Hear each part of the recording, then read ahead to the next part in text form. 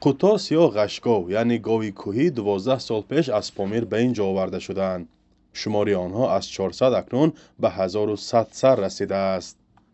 موافق است یاد از 12 سال شد که همین موافق قرار حکومت جمهوری تاجیکستان در بازی رشد سایه قوطاس پروری سالهای 2008-2015 ما همین قوطاس را از ناحیه مرغاب وارد کردیم. مخصوص قوطاس پرورانی هستند که بسیار توجه زیاد دارند.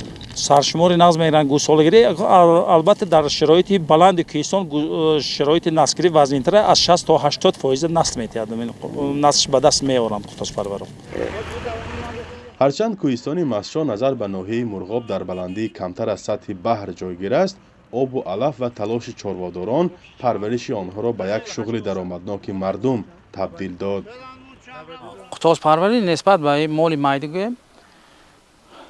بیوه به خراجات خودش هایداب میگردد، میچرد میگردد به آدم، نسل به نسلش زیاد شده سال به سال مردم از حساب همین فایده میکنند.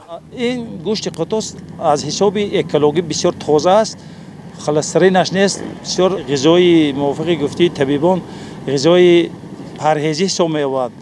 از این لحاظ طلباتش نهایت به گوشت طلبات اهالی زیاد است. اساساً طلبات در همین ناحیه کوهستان مسچا بازارهای مردمی طرف خوجان طرفای دوشنبه آمدن خریداری میکنند گوشت قوطاس از اینجا.